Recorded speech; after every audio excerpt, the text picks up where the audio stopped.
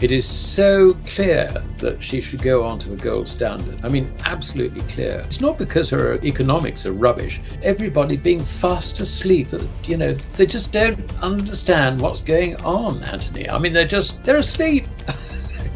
Wake them up, shake them by the shoulders. But what it does mean, I think, is that you've got buyers, sellers of dollars and sterling and euros and whatever. They have yet to sell their own domestic currencies and buy gold, and it'll happen. Today, we're thrilled to have a special guest, Alasdair Macleod, a highly respected investment manager and executive director of an offshore bank in Guernsey. With decades of expertise in global finance and economics, Alasdair is here to break down the harsh realities of the debt trap, inflation, and the policies driving us toward economic turmoil. From the myths about GDP growth to why countries like Russia might adopt a gold standard, Alasdair's insights are eye-opening and thought-provoking. Stick around. You won't want to miss his sharp analysis and bold predictions. Two aspects of credit which mislead us into believing that we've got growth in GDP are the government budget deficit, which is almost exclusively spent into GDP. That's not productive. And then you have got the expansion of consumer finance, which is partly covered by the withdrawal of savings, but also covered by things like credit card debt increasing and motor loans increasing and all the rest of it.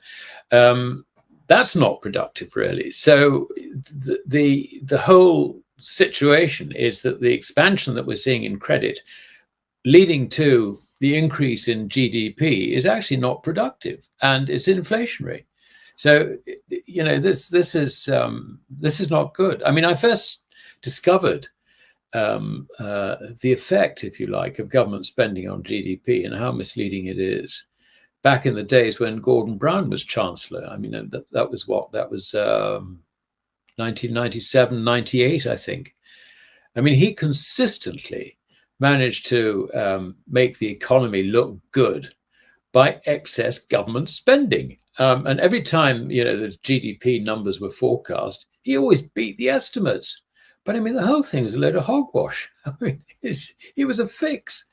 And I think everybody's hanging on statistics, and the statistics are completely meaningless. They really are. Sooner or later, they'll find out that is the case the hard way.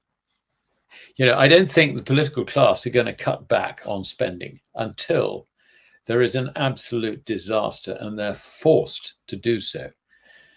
I think in the UK, I mean, it's interesting. The House of Lords released a report, I think it was today or yesterday, I mean, very, very, very recently, certainly, about the debt situation. And, the interest cost has just gone through the roof. I mean, there's a lovely chart in there which just illustrates it.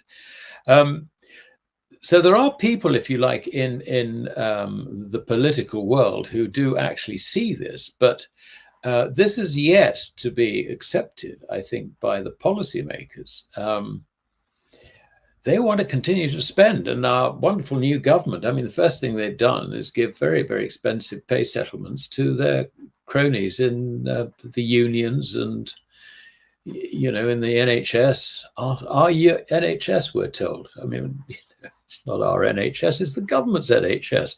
They're providing the service and they don't do it terribly well. So, I mean, the economy basically, I think it's approaching a cliff edge. I really do. And it may not be the UK's problems that actually trigger it. I suspect it could well be America's problems. We've got a presidential election, and at the moment we're sort of focusing on the politics and assuming that there's sort of stimulation and all the rest of it in a political, in a presidential year, and you get idiot theories like people say, well, the markets don't go down in presidential years, or whatever the meme is of the moment. I made that one up, incidentally, but I don't think it's too far from the truth. So, but I mean, you look at both the presidential candidates, Trump is talking about massive cuts in taxation. And he's also talking about cuts, massive cuts in public spending. That's not going to happen. I mean, for goodness sake, it really is not going to happen. And as for Kamala Harris, she knows absolutely nothing about economics.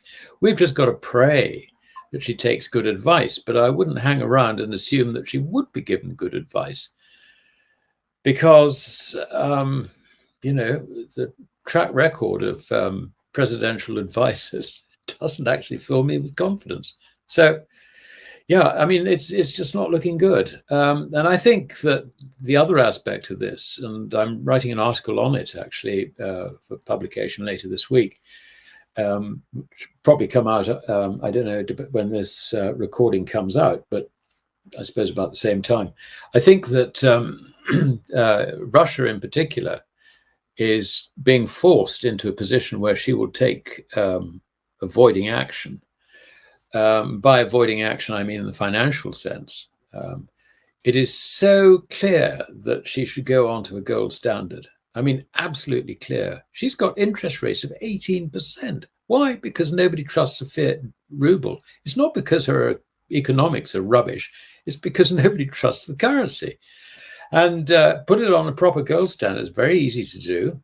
My article shows how to do it. So, it's one which people might like to read. Suddenly, I think that the Russian situation will begin to resolve itself, and from Russia's benefit.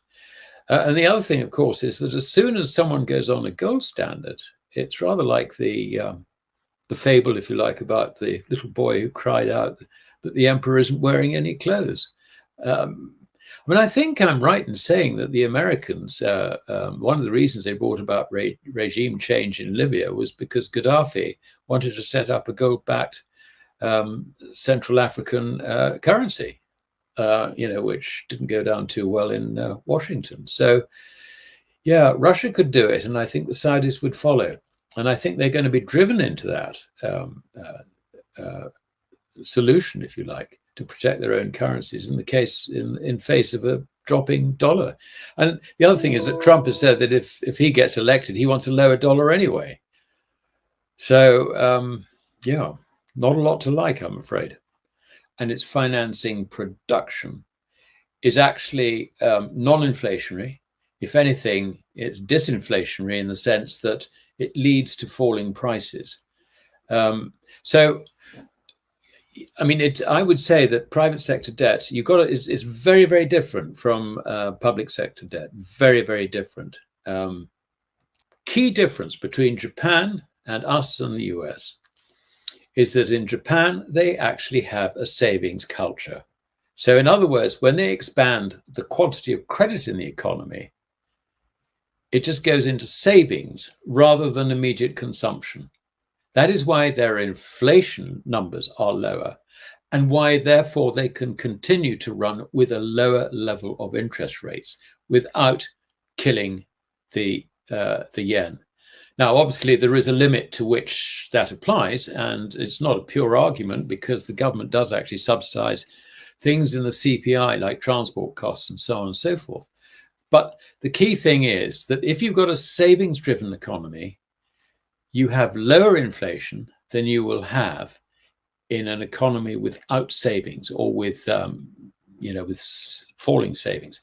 And that, of course, is it was the old Anglo-Saxon problem. I mean, if you go back to pre-Euro days, we knew exactly the difference between what was going on in the Anglo-Saxon economies, in other words, the US and the UK, compared with, in those days, Germany under the Deutschmark and Japan with the yen.